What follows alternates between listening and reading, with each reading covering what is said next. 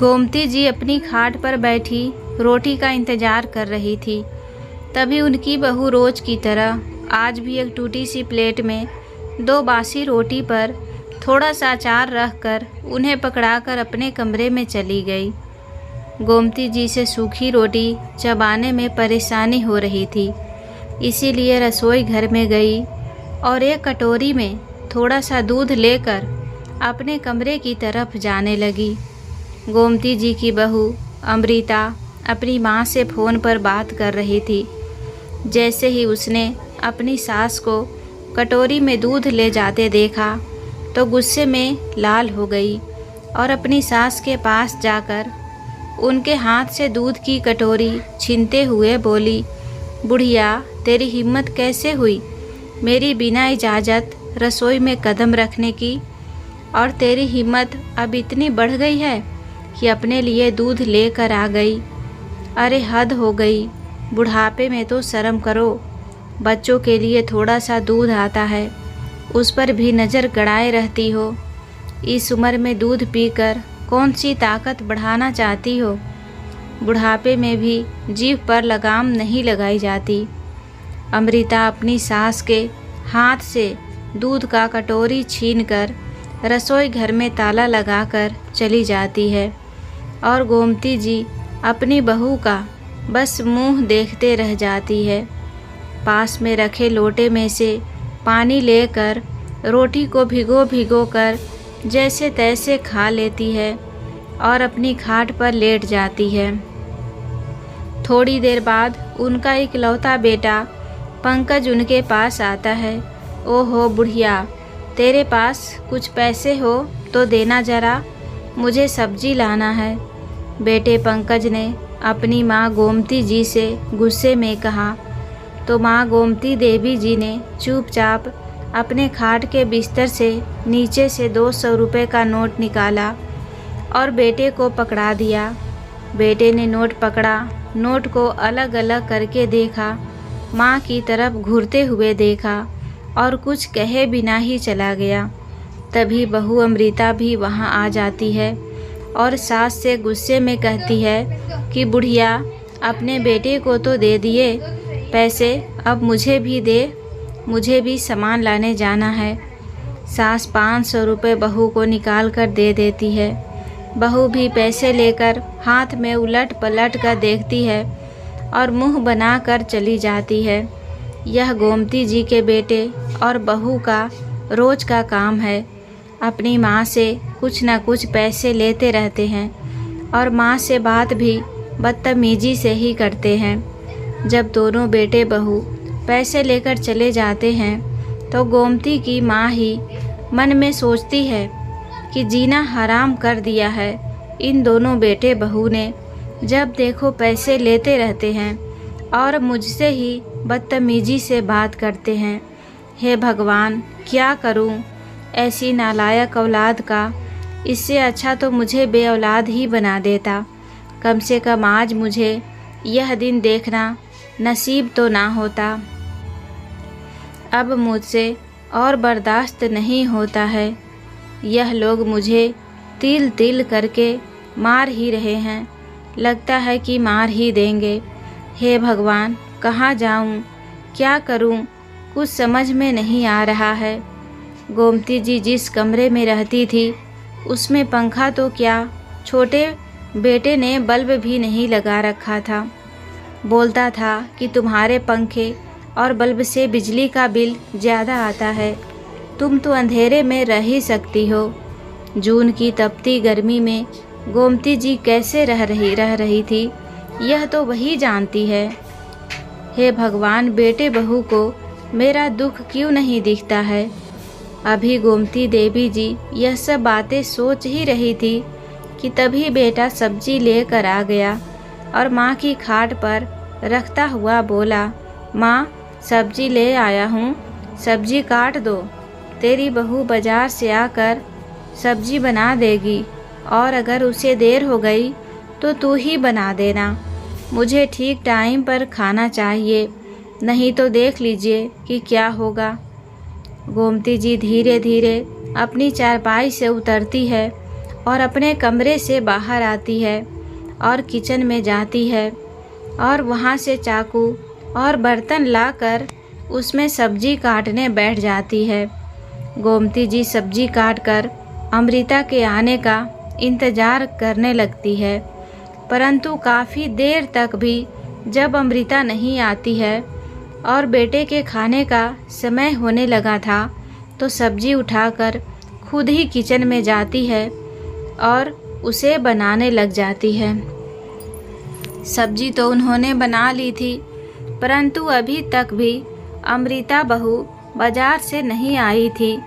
उसका इंतज़ार करने के चक्कर में देर हो रही थी, इसीलिए उन्होंने आटा निकाला और आटा भी गूँथ दिया, परंतु अभी भी अमृता नहीं आई थी। तो उन्होंने रोटियां बनानी शुरू कर दी। उन्होंने रोटियां बनाकर अपने बेटे को खाना दे दिया। जब बेटे ने खाना खा लिया तो उसके भी बहुत देर बाद अमृता आई। अमृता ने आकर देखा कि सारा खाना बना पड़ा है, तो आते ही हाथ धोकर खाना खाने बैठ गई। तभी बेटे के दोनों बच्चे भी स्कूल से आ गए, तो अमृता ने अपने बच्चों को भी खाना खिला दिया और सास बेचारी सबके लिए रोटी बनाती रही, पर बेटे और बहू ने एक बार भी उन्हें खाने के लिए नहीं पूछा। बेटे बहुत सारी सब्जी चट कर गए, एक बार भी अपनी माँ का ख्याल नहीं आया कि थोड़ी सी सब्जी उनके लिए भी बचा कर रखे। गोमती जी ने सबको खाना खिलाने के बाद खुद अपनी 2 रोटी बनाई और अपनी प्लेट में रखकर अपने कमरे में लेकर आ गई और अपनी चारपाई पर आकर बैठ गई। बहू ने उनके खाने के बर्तन भी अलग निकाले हुए थे, उनके अलावा वह किसी और बर्तन में खाना भी नहीं खा सकती थी। गोमती जी अब अपनी कमर सीधी करने लगी। सारा खाना बनाकर उनकी कमर में बहुत ज़्यादा दर्द हो चुका था। अब उनकी कमर और घुटनों में दर्द रहता था। थोड़ी देर बाद उन्होंने खाना खाया ही था कि तभी बहू ने आवाज़ लगाई, ओ बुढ़िया, बर्तन भी धो दो। बर्तन कौन धुलेगा? गोमती जी ने एक लंबी सांस भरी और अपने घुटनों पर हाथ रखकर फिर से चारपाई के नीचे उतरी और खड़ी हो गई। अपनी छड़ी उठाई और धीरे धीरे कदमों से चलती हुई किचन में आ गई। फिर सारे बर्तन समेटे और उसके बाद बर्तन धोने लगी।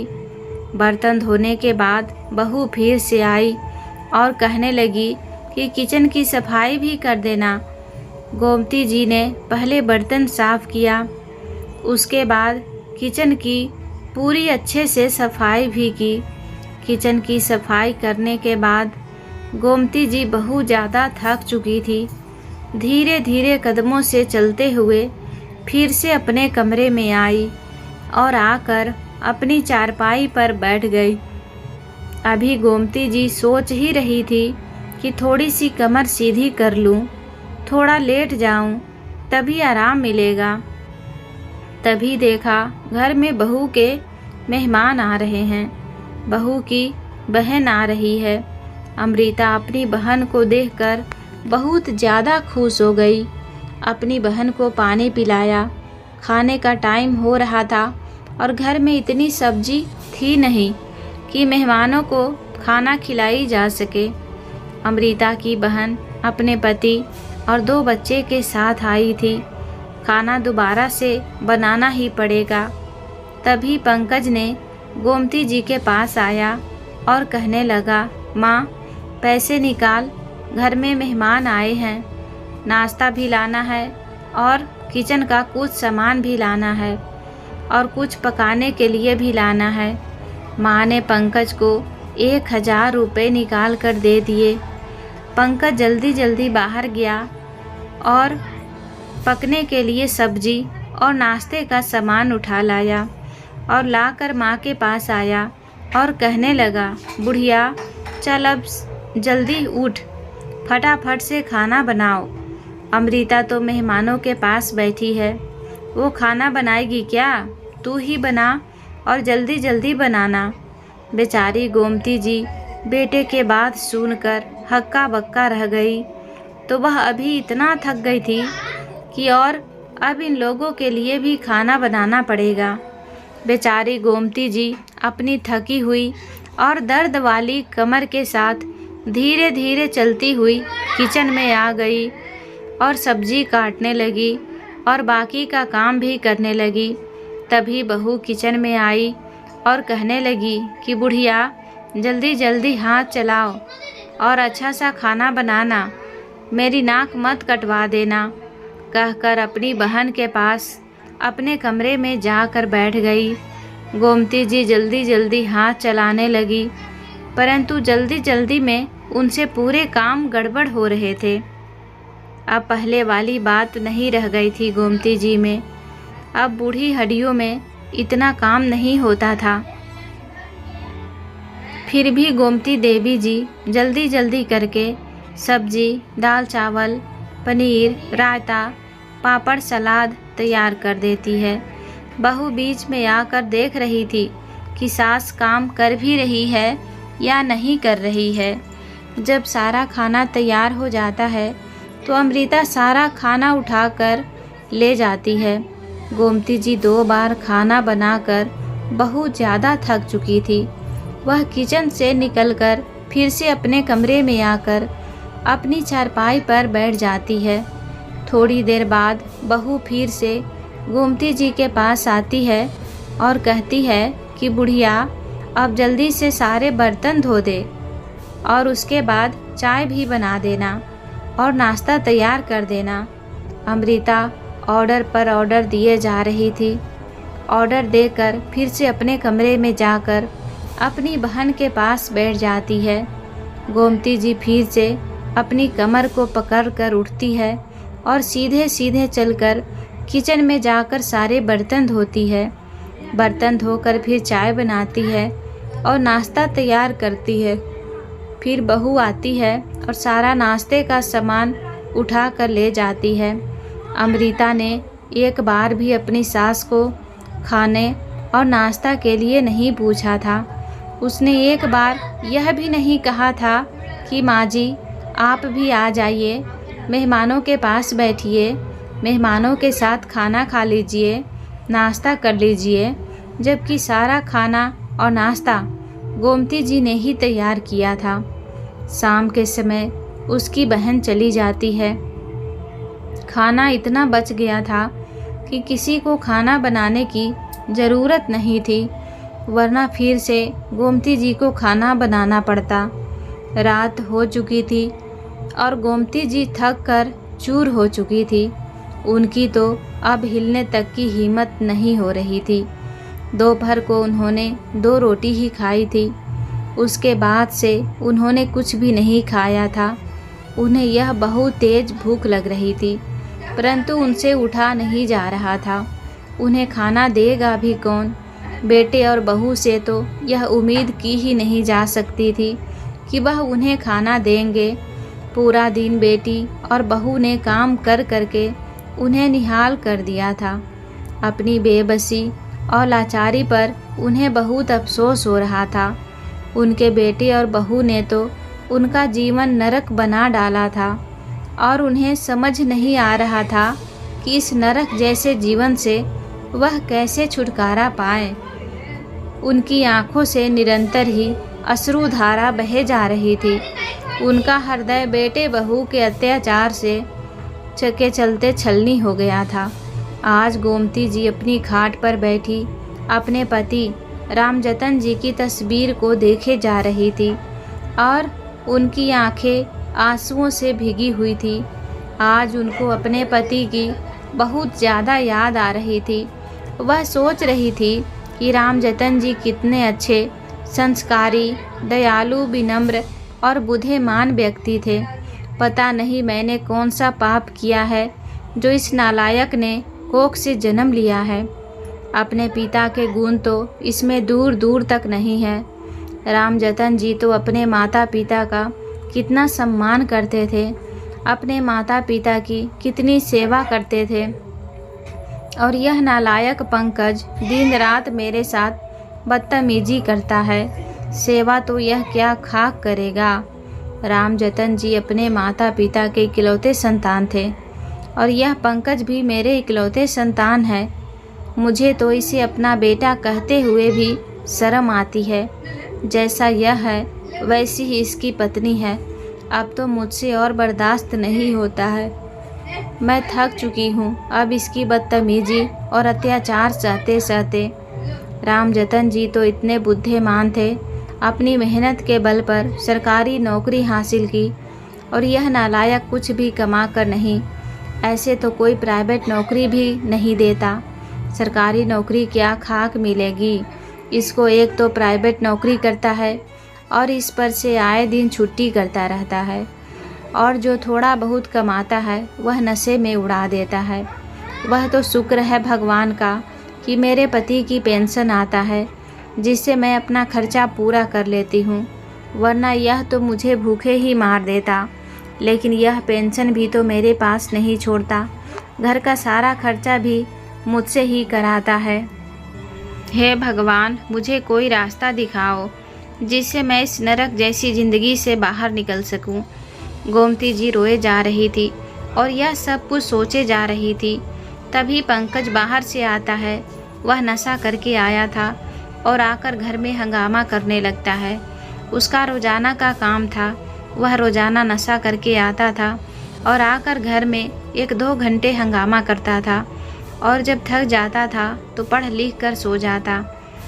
पंकज गोमती जी के कमरे के बाहर आकर भी हंगामा करता है, परंतु गोमती जी चुपचाप लेटी रहती है, क्योंकि अगर पंकज को पता चल जाता कि माँ जाग रही है तो आकर माँ के साथ और भी बदतमीजी करने लगता है। इसीलिए गोमती जी चुपचाप ऐसे हो जाती हैं कि जैसे वह सो रही हैं। पंकज शराब के नशे में अपनी माँ को बहुत गंदी गंदी गाली देने लगता है। जब गोमती जी से बर्दाश्त नहीं होता तो अपनी खाट से उठकर अपने बेटे के पास आती है और बोलती है कि तुझे शर्म नहीं आती अपनी जन्म देने वाली माँ को गाली देते हुए। गोमती जी के इतना बोलते ही पंकज गुस्से में लाल हो जाता है और अपनी माँ पर हाथ तक उठा देता है। गुस्से में अपने कमरे में चला जाता है। थोड़ी देर में बहू उनके पास आती है और बोलती है कि माँ जी, आपको पता है कि उन्होंने पी रखी है तो ज़रूरी था उनके सामने अपने प्रवचन सुनाने का। वैसे आपके बेटे ने जो किया एक तरफ से अच्छा ही किया।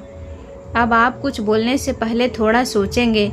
और मुस्कुराते हुए अपने कमरे में चली जाती है। गोमती जी वहीं खड़ी रह जाती है। आज बेटे बहू के व्यवहार ने उन्हें अंदर तक तोड़ दिया था। उनका पूरा शरीर सन्न हो गया था।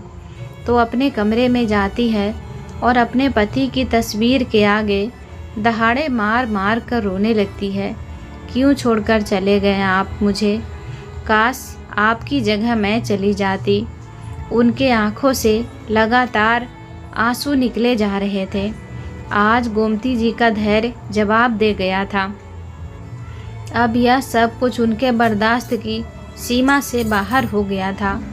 गोमती जी निरंतर रोए जा रही थी।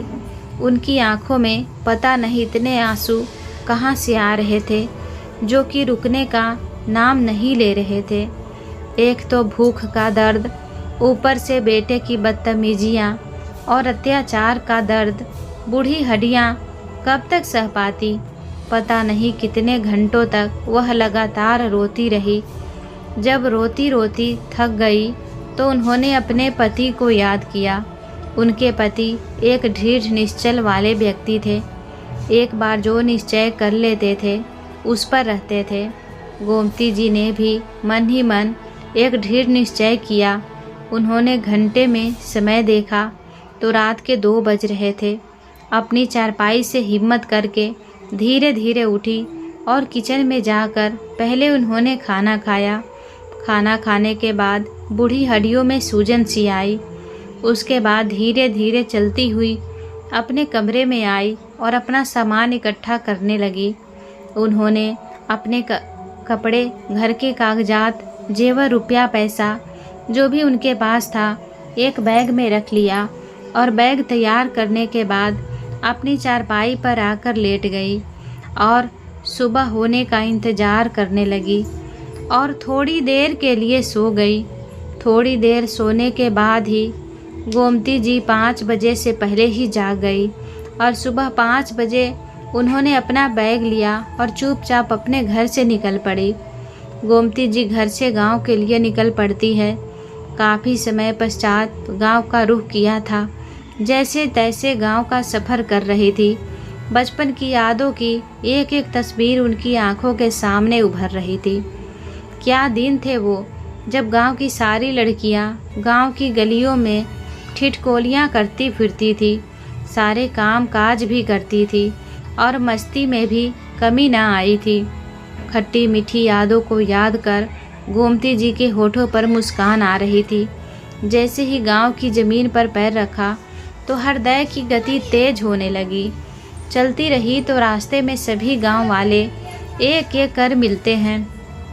सब गोमती जी का हाल जानते रहे और गोमती जी भी उनका हाल जानती रही। रास्ते में ही उनकी सहेली की बेटी अंजलि अपने बेटे के साथ दिखी। देखते ही गोमती जी की आंखें खुली की खुली रह गई।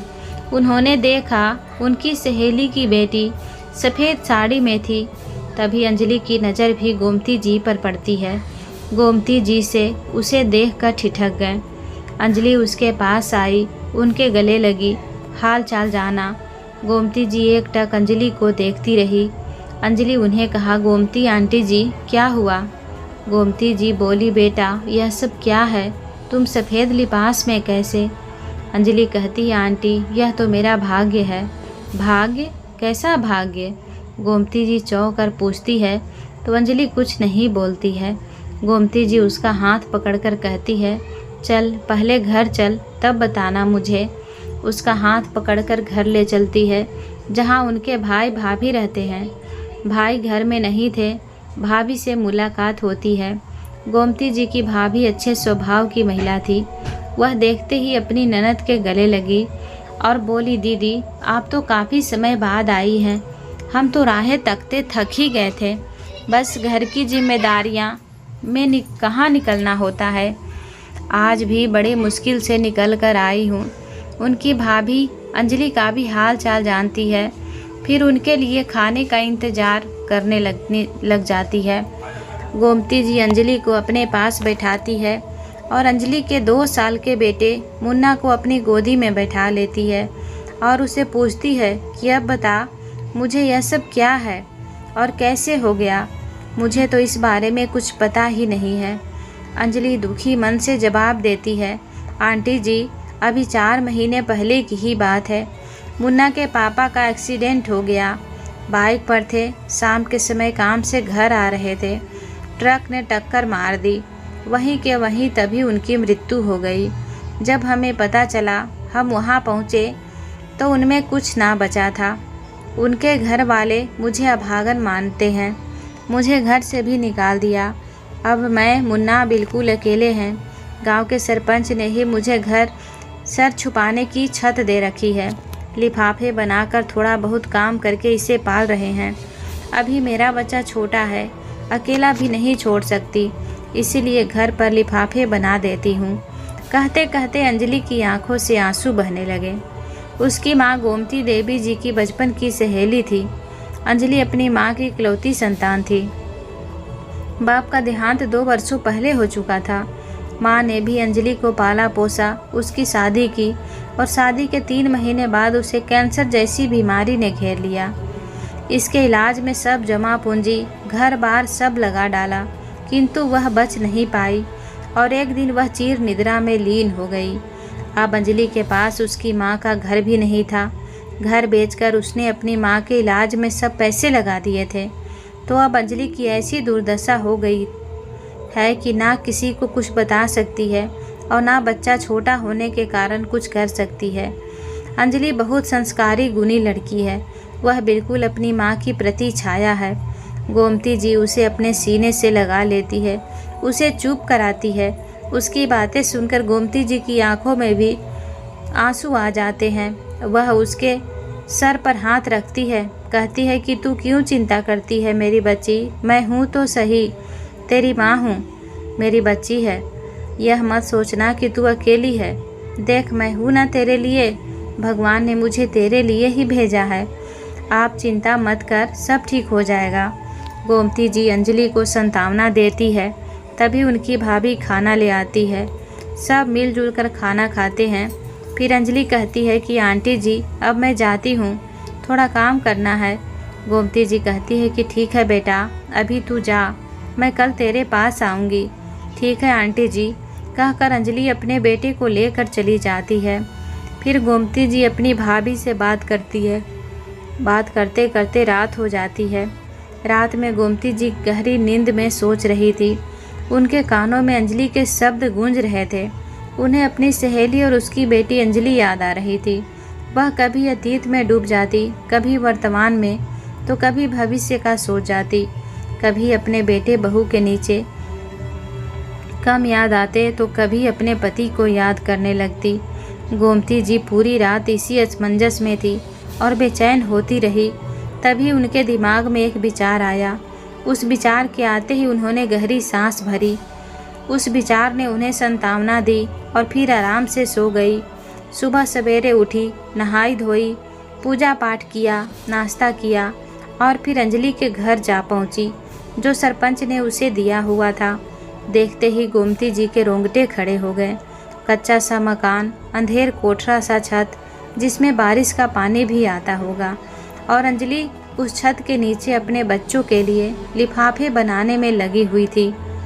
गोमती जी को देखते ही खड़ी हो गई। उन्हें एक टूटी फूटी सी खाट पर बैठाया। अंजलि को उन्होंने अपने पास बैठा लिया और कहने लगी कि यहाँ अब बस तू ज़्यादा से ज़्यादा 5 दिन किसी तरह और बिता ले, फिर उसके बाद तुझे यहाँ नहीं रहना पड़ेगा। तेरी माँ अभी जिंदा है। यह सुनते ही अंजलि की आंखों से आंसू बहने लगे। गोमती जी ने उसे गले लगाकर चुप किया और वापस अपने भाई के घर आ गई। भाई भी शहर से वापस आ गए थे। अपनी बहन को देखकर बहुत खुश हुए।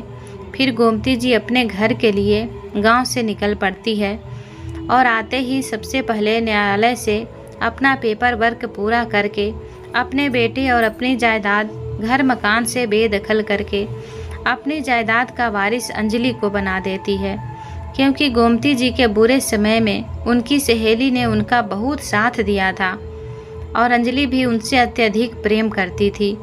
घर आती है तो दोनों बेटे बहू उनका अपमान करने में लग जाते हैं, यहाँ तक कि बेटा नशे की हालत में उन पर हाथ उठा देता है। तो गोमती जी अपने वकील को बुलाकर अपने पेपर्स दिखाकर उनसे अपना घर खाली करा लेती है। बेटा नशे की हालत में था और बहू भी किसी तरह घर से निकलने को तैयार नहीं थी। तब वकील पुलिस की मदद से उनसे घर खाली करवाते हैं। घर खाली होते ही गोमती जी अपने घर पर शुद्धिकरण करती है और ताला डालकर गांव के लिए निकल पड़ती है और वहां से अंजलि और मुन्ना को अपने साथ अपने घर ले आती है। अंजलि रोने लगती है। गोमती जी उसे और मुन्ना को अपने सीने से लगा लेती है। फिर दोनों खुशी खुशी उस घर में अपना जीवन व्यतीत करने लगती है। अंजलि गोमती जी की इतनी सेवा करती है कि सबकी कमी पूरी कर देती है। गोमती जी के पेंशन से उनका घर अच्छा चलता है, किंतु अंजलि भी बहुत से काम करके घर के खर्चों में सहयोग करती रहती है। अब गोमती जी के घर में चारों ओर उजाला ही उजाला फैला था। गोमती जी और अंजलि मुन्ना के साथ बहुत खुश रहती थी। जरूरी नहीं कि अपने घर में उजाला केवल अपनों से ही हो। कई बार अपने धोखा दे देते हैं और घर आकर संभाल लेते हैं। जैसे गोमती जी और अंजलि एक दूसरे को सहारा बन जाते हैं। दोस्तों, कहानी पसंद आए तो वीडियो को लाइक करें। चैनल पर पहली बार आए हैं तो सब्सक्राइब करके बेल आइकन घंटी दबाना ना भूलें। कहानी को पूरा देखने और सुनने के लिए धन्यवाद।